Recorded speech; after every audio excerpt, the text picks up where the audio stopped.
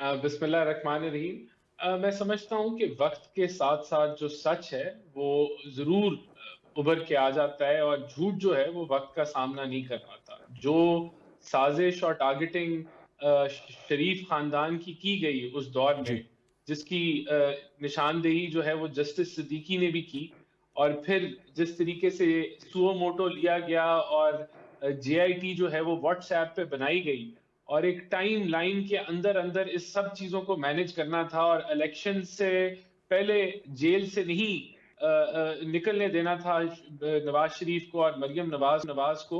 तो वो सारे जो मामला जो पनामा से शुरू हुए और जिसने इस मुल्क की इकोनॉमी की डायरेक्शन तब्दील कर दी और बेइंतहाशा नुकसान पहुंचाया, और जिनकी बाकियात पीटीआई की सूरत में इस सारी साजिश की जो बाकियात निकली, वो पीटीआई की हुकूमत आना, वजीर आजम इमरान खान का बनना, और फिर मुल्क को एक बदतरीन मईशती और माशी सूरत हाल से गुजरना, और जिसको आज भी हम उन इम्पैक्ट को हम दूर कर रहे हैं। तो मैं समझता हूं कि ठीक। सच जो है वो बाहर आ गया है। और तब भी जब इनको सजा भी सुनाई गई, तो जो असल केस था कि ये इनके ऊपर करप्शन के पैसों को इस्तेमाल करके या इल गॉटन मनी से ये चीजें खरीदी गई, वो तब भी साबित नहीं हुआ था। और आज जब जो जजेस हैं उन्होंने जी, जी। कहा किसी किस्म की जो एविडेंस है वो प्रोसिक्यूशन नहीं पेश कर सकी, एक जेआईटी की रिपोर्ट जो कि एक राजेश कहानी व्यास थी साहब और ने जो एक। उसके सरबराह थे। जी, जी। जी, जी, जी। तो वो उसके अलावा कोई एविडेंस नैब के पास नहीं थी। तो मैं समझता हूं कि ये बहुत बड़ी फतह है।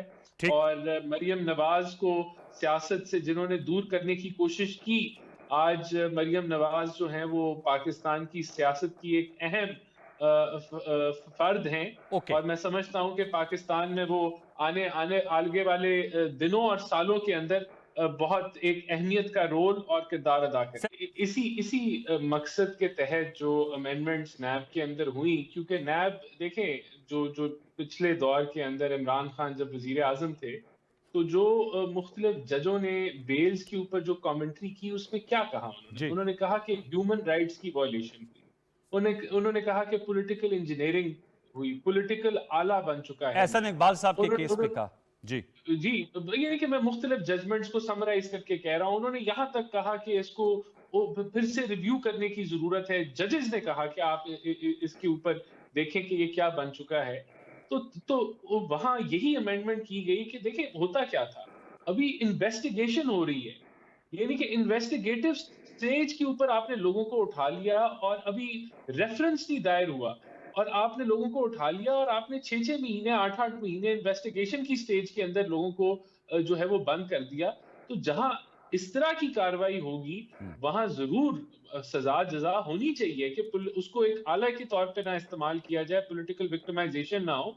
तो यही इसी नियत के तहत वो जो है ये अमेंडमेंट की गई कि जो करने वाला है वो भी सोचे कि अगर तो वाकई केस में जान है तो वो परसू करे, वरना अगर सबूत नहीं है और सिर्फ इसलिए कि चेयरमैन साहब कह रहे हैं या चेयरमैन की वो ब्लैकमेल हो रहे हैं किसी वीडियो के तहत, या उनकी नौकरी में जो तौसीह है वो किसी ऑर्डिनेंस के जरिए है और वो नौकरी किसी जमात की कर रहे हैं, इस बेसिस के ऊपर जो है वो कार्रवाई ना की जाए। तो मैं समझता ठीक। हूँ ये यही उसके पीछे जो बैकग्राउंड था, अमेंडमेंट के पीछे यही था। ओके। देखिए, जहां तक इनके केस की बात आती है, बड़ी सिंपल सी बात है। इन्होंने कहा हमने तो मनी ट्रेल दिया जो है अपनी तरफ से, उन्होंने गल्फ स्टील का भी दिया, कतरी खत भी दिया, वही मनी ट्रेल है उसमें उन्होंने बताया। लेकिन केस क्या था? केस था कि इल गॉटन मनी, जी। केस था कि कोई कोई करप्शन के पैसे यहां लगाए गए। वो किसने साबित करने थे? वो नैब ने किसी एविडेंस के साथ, या जो भी अभी प्रोसिक्यूशन थी उन्होंने साबित करने थे, जो नहीं पहले भी नहीं साबित हुए, अब भी नहीं साबित हुए। और इस केस के जो जज थे, जिन्होंने नवाज शरीफ को सजा सुनाई, मोहम्मद बशीर साहब। उनको अरशद मलिक हाँ, वो साहब मेरे दूसरे ख्याल केस पे से। अरशद मलिक साहब भी थे। जी, जी, जी। दो जज जी, साहबान थे ना तो इंतजाम अदालत के। जी, जी। बिल्कुल। तो वो उनको जो उन्होंने तस्लीम किया, उनकी वीडियो आई कि मेरे पे बड़ा प्रेशर था तो मैंने सजा सुनाई, और वो उनको उस कॉन्डक्ट के ऊपर निकाल दिया गया। लेकिन जिस कॉन्डक्ट के तहत उन्होंने वो जजमेंट दी वो कायम है। तो ये सारे सवालिया निशान, वो एक माहौल था जिसका अभी बैकग्राउंड बड़ी तफसील में मेरे से पहले मुकर्रर ने जो है वो बताया डिटेल के अंदर।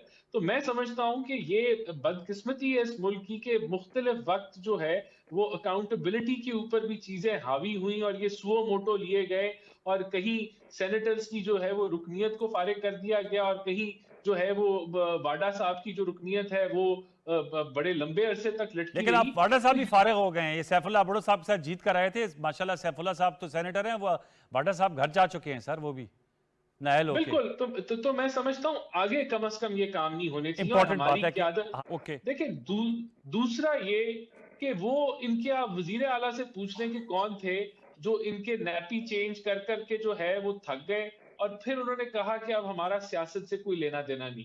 वही लोग थे, वो लोग थे जिन्होंने इनको नाफिज किया, मुल्क में एक तजर्बा किया, एक एक्सपेरिमेंट किया, और मुल्क को बेइंतहाशा नुकसान पहुंचा, और फिर उन्होंने कहा अब हम सियासत, अब हो क्या रहा है, अब एक ऐसी जमात जो कि पहली दफा ही पाकिस्तान में आई है, जो ओपन कहती है कि भाई जानवर न्यूट्रल नहीं होता, जो ओपन कहती है कि भाई चौकीदार को हमारी मदद करनी चाहिए, हम बड़े नेक और बा इस्लाम लोग हैं, और बड़े हम तो जो हैं वो, और ये जो हैं ये मीर जाफर हैं, ये मीर साजिद हैं, ये जो हैं ये इस्लाम से दूर है, मैं इस्लाम के करीब हूं।